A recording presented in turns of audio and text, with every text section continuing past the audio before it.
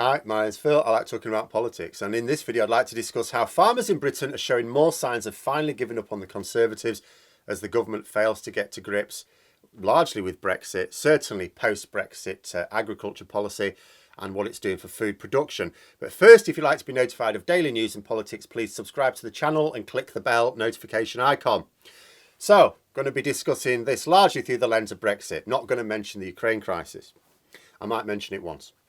But food production is immensely important to any society. We need to eat to live. Should be obvious enough, but our Brexit government do not seem to prioritise it as much as you would think they should. The consequence of having a Prime Minister who just expects things to happen without seeing their role in the process. Of course we must eat, he will think, so of course there will be food. Not if you don't produce it, there won't. As a direct result of Brexit, we are producing less food in Britain.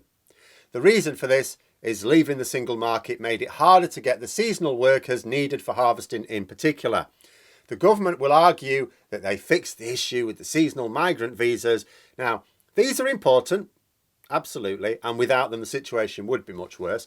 But given that farmers are so short of workers, even with this system, that they are growing fewer crops this year, that tells you it didn't fix the problem. And there are two key issues at fault here. First is the government are not issuing enough of these visas to meet demand. Secondly, we mostly attracted seasonal workers from the EU, and many have decided that they are treated with more respect in other EU countries, so are increasingly choosing to work there instead. They don't need to apply for visas to work there, they just go to another EU country and work there. So we're having to try and compensate by attracting workers from other continents, Africa and Asia. Now, for obvious reasons, this means you have to offer further incentives to travel many thousands of miles to pick cabbages. So last year, in order to meet demand, we had to significantly increase our imports of food. We couldn't produce as much, so we had to import more. This was especially noticeable at Christmas time. Food production in the UK is down compared to before Brexit, basically. And just from an economic point of view, what that means, of course, is you're selling less, so you're making less money, and you're buying more. So you're putting a squeeze on the money you make that way as well. That doesn't make sense. Now, when you combine this as well with the food shortages that will inevitably result in Europe as a direct result of Russia's full-scale invasion of Ukraine, it's going to be another problem. And this would be a problem even in the EU. Indeed, it is. Ireland, for example, fully seized of the issue. They've told their farmers to set aside some of their land for planting wheat and other grains in an effort to compensate for the impending lack of these crops coming from Ukraine. The question has been asked, what is the British government doing in order to meet this new crisis? Now, as far as I've been able to find out, all DEFRA, which is the UK government for farming, all they've done is to warn us that the cost of food will be going up. Okay, I mean, it already is. Regardless of this conflict, I can well imagine it will go up more, yes. But what are you doing to help boost food production? Nothing. So our nearest neighbour is boosting production of crops that are a big part of Ukraine's normal production, but we are simply telling people that those able to get food will be paying more for it. Again, symptomatic of our government right now. As long as they can blame our hardship on something external, they're happy, that's fine. No thought for actually doing something to avert the problems unless put under the most intense media pressure. Plan A is blame someone for it.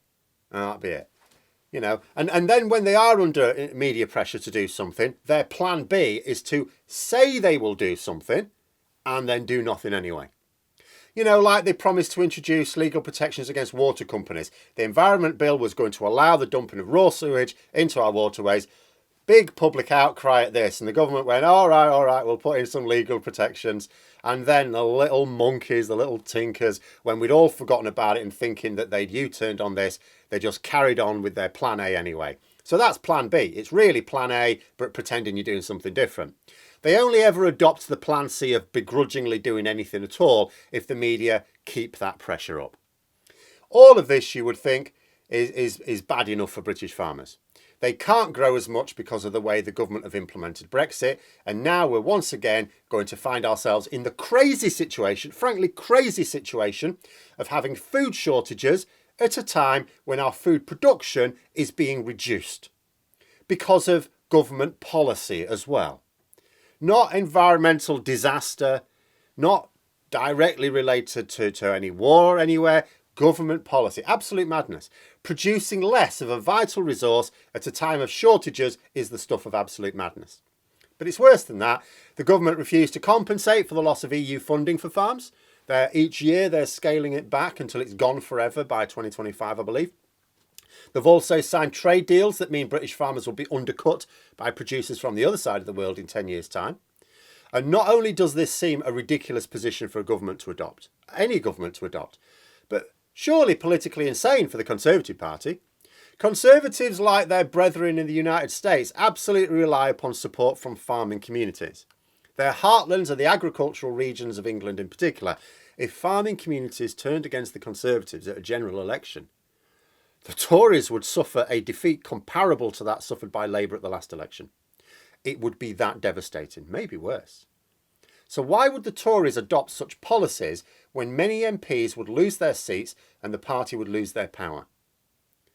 The only conclusion which may be drawn is that the Conservatives have made the calculation that as much as they might be pissing off farmers, those same farmers will still back the Tories as somehow being better than Labour. Because this is what people do in a general election. They moan at the government, oh, you don't like this and we don't like that. And then they go, oh, are we going to vote for the other party? No, we'll just hold our nose and vote Tory again. But this may be a miscalculation on this occasion. There has been a growing level of dissent amongst farmers over the past year.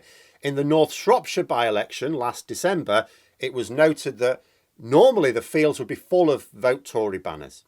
This was reported not to be the case at the by-election that the Conservatives lost. A seat that they had held for 2 centuries in an agricultural area was lost, and lost badly. It's one of the safest seats in the country for them. You know, there are signs that the feeling that the Tories are not the farmer's friend is growing. I saw a report that suggested that where once farming lobbyists would talk of wanting to work closely with ministers, now they're being more open about their disdain for government policy. And I've said myself on a number of occasions, I do get the temptation to go easy in public on the government policies, in the belief that it's better to work closely with ministers to get some small benefits, even if you don't get everything that you think needs doing, rather than publicly oppose them, get no interaction with ministers and therefore nothing achieved. But the thing is, British farms are not facing making less money. They're going under completely. And also, it should be obvious now, the ministers are simply not listening. They're not listening. You know, if a lobby group like the National Union for Farmers is not standing up against existential threats to their entire industry, they're not doing anything at all. Of course, it's not just a case of farmers realising that the Conservatives are going to sink them all. Farmers have very few votes, really. It's not the farmers that are all that important. It's more about the whole community that supports them. The local businesses that already lose out on the spending by seasonal workers that are now not there. The ones whose business model is tied to that of the local farms. You know, this is why it's no good farmers quietly chuntering to themselves that they won't be voting Tory at the next election, as some of them are. They need to be clear to their local community why this is, because it's the same reasons that should compel many other voters to rethink their support. Because the loss of support should grow, which is more than their fields will be doing. With each passing year, the post-Brexit funding for farming is going down. All part of the plan. They announced it. They even announced it before the election in 2019, where the people affected turned up to vote for it anyway. They no longer have the choice to vote against it. That's gone. That disappeared in 2019. But they can vote for it to be reversed, at least partially. And as the economic reality of these policies bites harder, those in these farming communities need to realise what has turned their worlds upside down. You know, the Conservatives will attempt to placate them. A few months before the election, we know how it's going to go. They'll loosen the purse strings, get a bit of spending in their communities, promises that there's more to come. Yes, you've gone through hard times, but we had a plan all along. There you go, there's some money. Keep voting, and it'll carry on. There won't be any more. The tap will be turned off the second the election is over. They'll also try and persuade them that the trade deals with Australia and New Zealand won't have as big an impact as feared. Indeed, I saw someone quoting an article I was reading who tried that angle. The problem is that it flies in the face of even the government's own impact assessment. All I will say is that if the Conservatives win the next general election, and that will only be possible if the people who can already now see the harm that a Tory government is causing them, That's only possible if they turn up to vote for them yet again. If that happens, they'd better not complaining in the following Parliament. But those are my thoughts. Let me know yours in the comments below. I hope you found the video interesting. If you did, don't forget to click the like button. And if you'd like to support the channel further, please also click the Patreon link for details. And until next time, I'll see you later.